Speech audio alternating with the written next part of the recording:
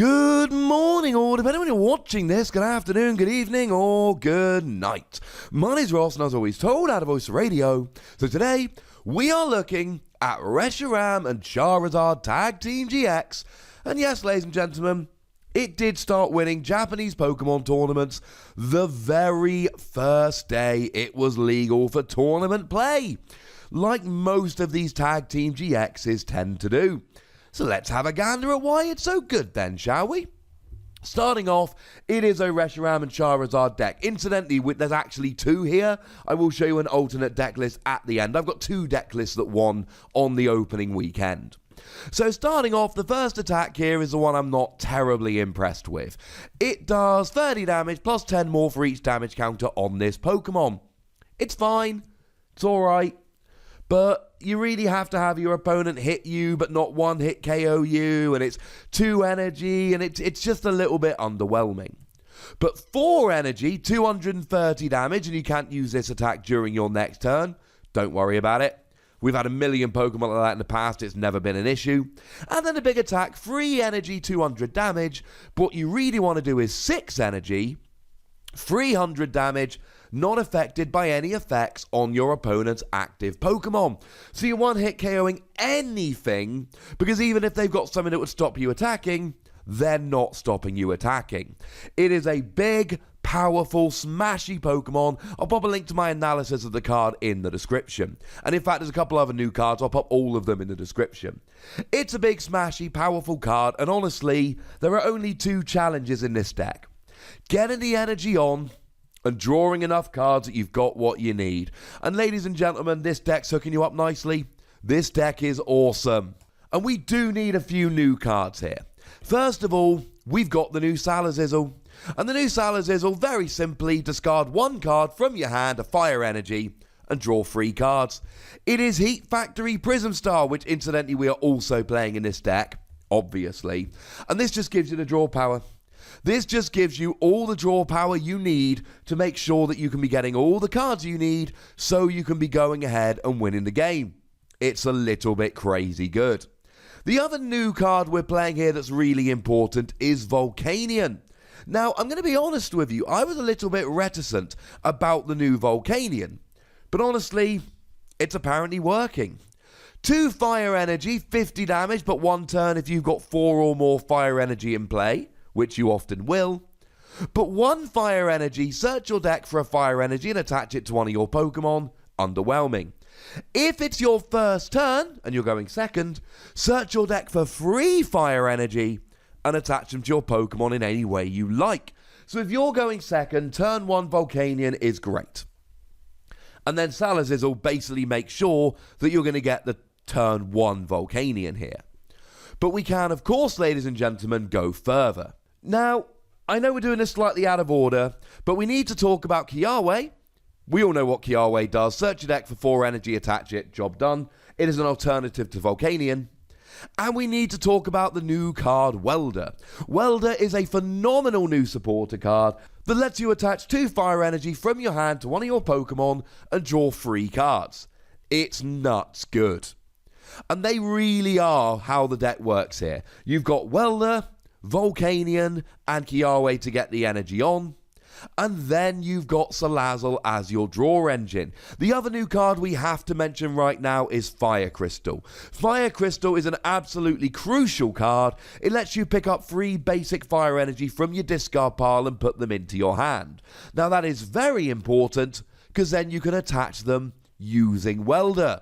Fire Crystal and Welder, great combination. Because Fire Crystal picks up 3 energy, you attach 2 of them with Welder, but then you still get your attachment for the turn. So you pick up 3 with Fire Crystal, and if you've got a Welder in hand, you attach all 3 of them immediately. Now in terms of the other Pokemon here, we've got Jirachi. We all know what Jirachi does. You look at the top 5 cards of your deck, and then you pop a trainer card you find there into your hand. It's ridiculously good, and given that you're relying on stuff like Welder and Fire Crystal, you need them, Jirachi's got your back. We've got 1 copy of the new Mew, just protect your Pokemon on the bench if your opponent's trying to spread damage. might come in handy, especially if you end up against something like a Tapu Koko or anything that does damage along those lines, to be honest with you. And then we've got 1 copy of Marshadow. Marshadow makes your opponent shuffle their hand and draw 4 more cards, and it does the same for you. But if you've dropped that while you've got Salazzle out, then you can discard a fire energy, and you should draw into one, you're playing loads of them. And then you get an extra free card, giving you the card advantage. But also, if you're sitting there smashing with Reshiram and Charizard, you don't need to worry too much. But your opponent does, so Marshadow becomes really good. And then 1 copy of Tapu Lele. Tapu Lele just searches out your supporter card, and you're fine. In terms of other trainer cards here, we've got 3 copies of Guzma to drag Pokemon active and KO them. That's pretty important. Only 1 copy of Cynthia. Generally speaking, your draw engine is Salazzle, and you want to be playing supporter cards like Welder, so Cynthia becomes less important, but we still play 1. 1 copy of Ace Roller, you've got 270 HP and give up 3 prizes. Ace Roller's pretty important. And a couple copies of Lily. We see more Lily than Cynthia here because we've got a combo going. You want Welder and you want the energy. And Salazzle also draws. Generally speaking, if you want a few disparate things, Cynthia's good. But if you want a couple of cards to play together, you want pure draw, not shuffle draw. Otherwise, you end up shuffling one of the 2 parts back, and it just gets really awkward. 4 Nest Ball, 4 Ultra Ball, because they get your Pokemon out. Nest Ball for your basics, Ultra Ball for any of them. And if you do end up discarding Fire Energy with Ultra Ball, Fire Crystal gets it straight back anyway. 4 copies of Switch, because we're really relying here on Jirachi, so it's pretty important to have them. And then we've also got a couple copies of a Skateboard for the exact same deal. We want to be relying on Jirachi. 2 copies of Acrobite. Look at the top 2 cards of your deck, 1 in your hand, discard the other. Just gives you that little bit of extra speed that you need. 1 copy of Rescue Stretcher to recover your Pokemon. 1 copy of Choice Band. Now, Choice Band's not that needed here because of how much Charizard and Reshiram actually hits for. But then again, maybe you're using Volcanion, you hit for 110. With a Choice Band, you get a 1-hit KO on Celebi and Venusaur. Or Lucario and Melmetal. So that's kind of fun. That could be quite useful here. And then we got 2 copies of Viridian Forest.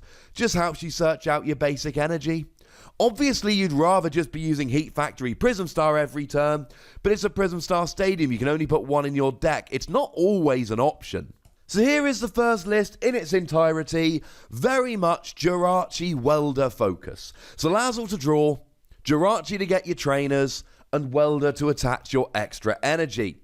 You're only playing 2 Charizard and Reshiram because you only really need a couple of them. That's not what's terribly important. You get your energy out using Welder, and you use your Pokemon to actually get all of everything else that you need.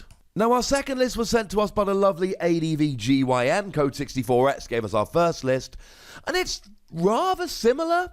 Now, the one big addition in this list, which I absolutely adore, is Victini Prism Star.